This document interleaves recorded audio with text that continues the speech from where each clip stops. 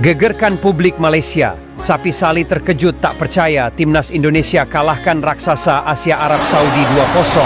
Sebut timnas Indonesia sudah level Asia bukan Asia Tenggara lagi. Pernyataan mengejutkan pelatih baru Arab Saudi, Hervé Renard, usai dipermalukan timnas Indonesia. Sebut faktor gila ini yang membuat anak asuhnya kalah dari Indonesia. Kejutkan Asia dan Eropa. Pernyataan gila dan berani Cristiano Ronaldo mendadak ngomong begini. Usai timnas Indonesia kalahkan Arab Saudi 2-0, sampaikan pesan menohok ini.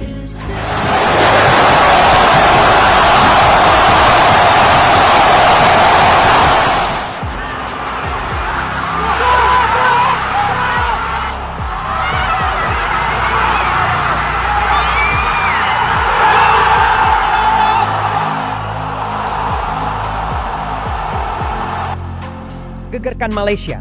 Sapi Sali terkejut. Timnas Indonesia bisa kalahkan Arab Saudi di Jakarta dengan skor 2-0. Legenda timnas Malaysia ini melontarkan pesan menohok ini. Kemenangan timnas Indonesia atas Arab Saudi di pertandingan ke-6 kualifikasi Piala Dunia Zona Asia menggemparkan negara tetangga. Salah satunya publik Malaysia yang terkejut Indonesia dapat meraih kemenangan luar biasa. Seperti diketahui, Marcelino Ferdinand tampil luar biasa dalam laga penting antara timnas Indonesia melawan Arab Saudi pada 19 November 2024. Pemain Oxford United ini sukses memborong 2 gol kemenangan. Marcelino berhasil membawa timnas Indonesia raih kemenangan pertama di grup C putaran ketiga kualifikasi Piala Dunia Zona Asia. Gol pertama Marcelino dicetak pada menit ke-32 dan disusul dengan gol keduanya pada menit ke-57.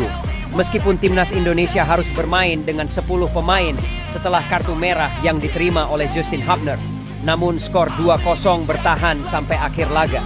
Legenda timnas Malaysia, Sapi Sali, ikut memberikan komentar usai timnas Indonesia meraih kemenangan penting ini. Dalam wawancaranya bersama media Malaysia, Sapi Sali mengaku terkejut tim Garuda bisa meraih kemenangan kontra Arab Saudi. Sapi sebelumnya memberikan prediksinya jika timnas Indonesia akan kalah tipis atau imbang dengan Arab Saudi. Namun hasilnya tim Garuda malah menang meyakinkan dengan skor 2-0. Selamat untuk Indonesia, itu prestasi yang luar biasa. Arab Saudi tim kuat di Asia. Prediksi saya salah. Indonesia pantas meraih 3 poin, ucap Sapi Sali. Bukan cuma memberikan selamat, Sapi Sali juga ingin Federasi Sepak Bola Malaysia mencontoh Indonesia dalam hal naturalisasi.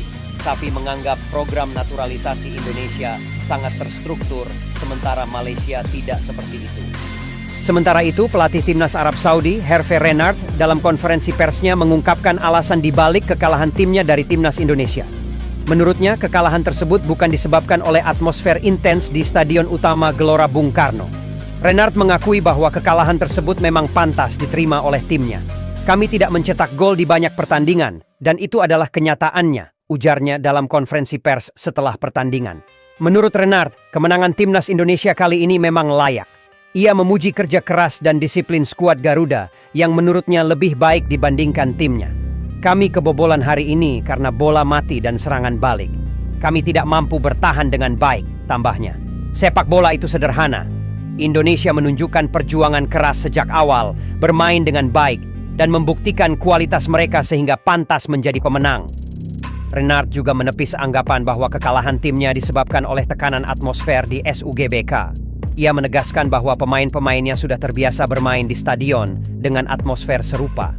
Para pemain kami sudah sering tampil di situasi seperti ini. Kekalahan kami lebih karena kami tidak memulai pertandingan dengan baik. Itulah masalah utamanya, jelas pelatih asal Prancis tersebut. Kemenangan ini menjadi hasil penting bagi timnas Indonesia.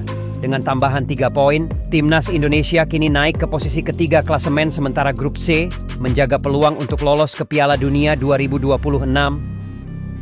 Shin Tae-yong akui tertekan menghadapi timnas Arab Saudi.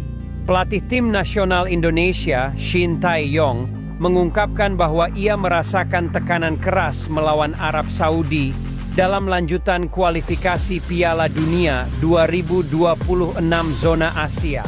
Sejauh ini, timnas Indonesia menjadi satu-satunya tim di grup C yang belum meraih kemenangan.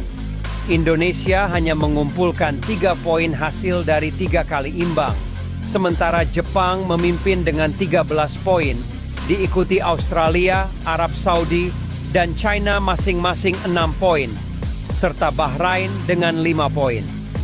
Sejak awal, kami menargetkan posisi ketiga atau keempat, dan secara realistis memang sangat sulit untuk lolos ke Piala Dunia, ujar Shin Tae-yong dalam konferensi pers. Saya tidak bisa menjamin hasilnya, tetapi saya tetap ingin berusaha. Tekanan ini adalah bagian dari tanggung jawab sebagai pelatih kepala, tambahnya. Setelah kekalahan melawan Jepang, tagar #Stiaut sempat ramai di media sosial. Kritikan mengarah kepada Shin Tae-yong yang dianggap belum mampu memaksimalkan potensi timnas Indonesia. Saya akan berusaha menghadapi tekanan ini dengan baik dan bersatu dengan para pemain untuk mencapai target finish di posisi ketiga atau keempat, tegas Shin Tae-yong. Respon mengejutkan PSSI mengenai Eliano Reinders yang dicoret Shin Tae-yong dari timnas Indonesia. Dalam daftar pemain timnas Indonesia saat menghadapi Jepang pada 15 November 2024, terdapat 4 pemain yang tidak masuk skuad, yakni Egy Maulana Fikri, Yance Sayuri, Ramadan Sananta, dan Eliano Reinders. Keputusan mencoret nama Eliano Reinders menuai sorotan, terutama dari publik dan pengamat sepak bola.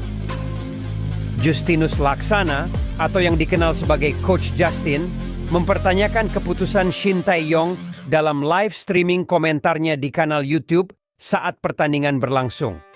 Untuk apa Eliano Reinders datang jauh-jauh dari Belanda kalau akhirnya tidak dimainkan oleh Shin Tae-yong?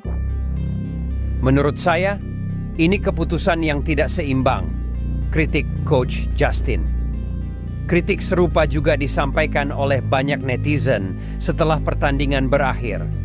Menanggapi hal tersebut, Arya Sinulinga, anggota Exco PSSI, mengaku bingung dengan keputusan Shin Tae-yong. Dalam wawancara dengan salah satu media online pada Sabtu, Arya menjelaskan bahwa semua pemain naturalisasi yang dipilih telah mendapatkan persetujuan dari pelatih. Kami tidak tahu alasan pelatih Shin Tae-yong tidak memasukkan Eliano Reinders ke dalam skuad.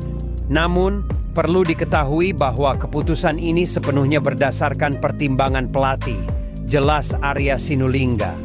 Ia juga mengungkapkan bahwa PSSI hanya memfasilitasi pemain yang direkomendasikan oleh Shin Tae-yong.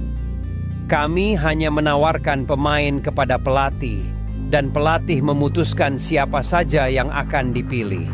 Jika disetujui, kami memproses naturalisasi mereka. Intinya, semua pemain naturalisasi merupakan rekomendasi dari pelatih, tegas Arya.